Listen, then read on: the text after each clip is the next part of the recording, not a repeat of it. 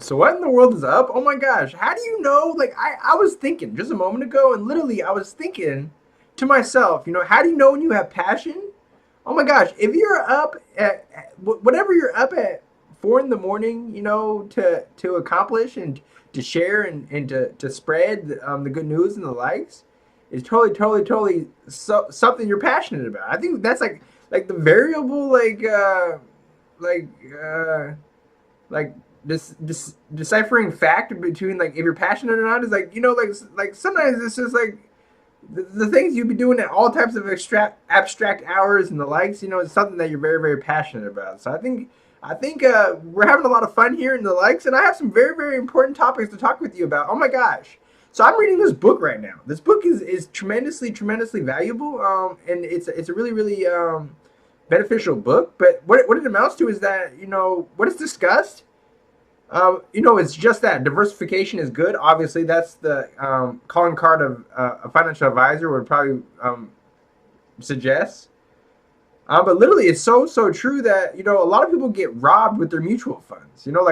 Sometimes like being a successful investor comes down to minimizing tax burden and also minimizing fees, and especially fees.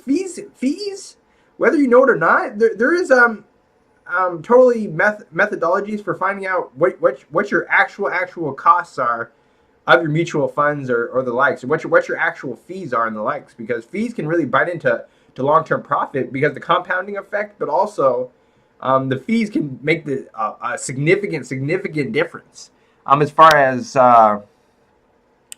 you know the, the compounding effect over a lifetime, of investing in the likes can make a drastic difference. And I've one time seen a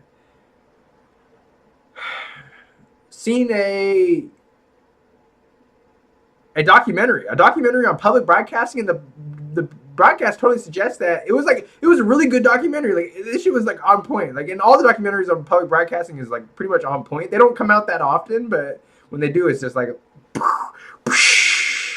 blows your fucking mind. And I think they were talking about mutual funds and how people get rooked, like people just getting robbed, like literally, like like sometimes you don't realize it when it's in the fine print that you're literally sometimes, like people will literally, like, and no one wants to lose tons, like over a significant investor's lifetime. Fees can cost upwards of like hundreds of thousands, or like millions, or depending on the investment bracket, tens of thousands, like more, like lots of, like tons of capital as far as fees biting into it. And this documentary literally suggested that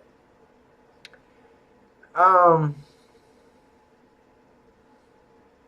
you know that people are getting robbed, and it was like a documentary into it, like showing people like they just like set it and forget it, which is a good idea, as far as saving, or as far as putting money in your account, your 401ks or the likes, or into your investment portfolio or the likes. That could be, just off the top, never even seeing the capital of the cash, because it's totally set it and forget it. But sometimes in this documentary, it showcase people who did the set it and forget it, which is a successful tactic over lifetime periods. If you stay consistent and diligent. But at the same token, it's so true that they would set it and forget it, and then check back like 20 years later and be like, what the fuck? So that's what I don't want to see for you. And that's also what this book is suggesting. Literally, like, that you don't want to get robbed by mutual funds. And sometimes there it's possible to get a good mutual fund, but at the same token, there's a lot of garbage mutual funds out there. That's what this book is showcasing. And that's also what this documentary I saw years ago was suggesting too, that people get robbed all the time. So you don't want to. It's literally like you'd be offended if someone would come up and punch you in the eye and totally like dip off with like $50,000 or $100,000 or $1,000,000 of your dollars. Like think about how like you'd be really offended. You'd be really like, I mean, like sometimes like nothing gets more offensive than like messing with someone's money and the likes. But like think about if someone just came up to you, punched you in the fucking eye, and dipped out with all your loot, and like a lot of your loot, and they didn't do any work, and and didn't do shit for you, like, and just like they didn't take any risks, and they just got 60% of the like a large percentage of of the returns and the likes, and they didn't even do shit for you, man. So that's not what I want to see for you. That's not what I want to see for you. That's not what I want to see for you. And that's what happens with a lot of mutual funds and the likes, as far as people getting robbed left and fucking right, man. So there's a lot of money myths out there in the likes, and so you gotta be very, very leery in the likes. And this is so exciting. This is so exciting. Talk about passion. I've rekindled a passion for exercise and the likes, but sometimes, I'm 27, but literally sometimes you gotta take things very, very slow. You gotta take it slow because think about it.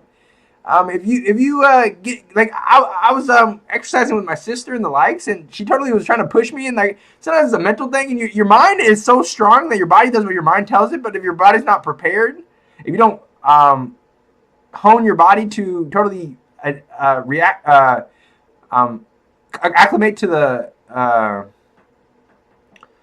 to the pressure, the stress on the body, then it can totally cause injury. And oh my gosh, I feel like it felt so funny, man. I was cracking up because I was like, I go out there to exercise, and it's been a couple days since I've exercised, and literally, I freaking tear a hamstring out here, and we're doing some sprints and stuff, and you can't, like, sometimes you got to go, like, you got to make sure you're, like, when you're doing sprints, this is word to the wise, you got to make sure if you're not in the best shape of your life, you totally got to maybe sometimes go 80%, push it, but don't push it to the extent of injuring yourself. And I think that's very, very critical. So I'm going to be feeling the pain for a little bit here, but, I'll recover. I'm very strong. It goes to show that it's so, so true. Like, literally, like, people that have bodies that are really, really assets, as far as, like, like, generating lots and lots of millions of dollars, like professional athletes and such. Like I've literally heard statistics as high as LeBron James literally pays $1 million per year to keep his body in optimal health, so as a preventative measure to prevent injuries and the likes. So it goes to show, like, why LeBron has to pay $1 million a year to, like, prevent injuries, because, like, and he's in optimal shape, but, like, so he probably wouldn't get injured, but, like, everybody's not at risk for this when you're playing at the highest level and going 100% and the likes, and really pushing your body to the maximum extent. Sometimes it's good to take preventative measures as far as health and the likes, So I really need to drink some water. I'm feeling very dehydrated lately. It's been a wild ride lately. Yeah, so, take care of your body. And I think that's the episode today. Oh my gosh. So, I hope there was a value, just sharing the love, sharing the good news and the likes. And that just is, you don't want to get punched in the fucking eye, and fucking someone dip out with, like, all your even if it's unearned income, dipping out with all your fucking returns, because you didn't do the just due diligence of making sure you're not getting robbed out here.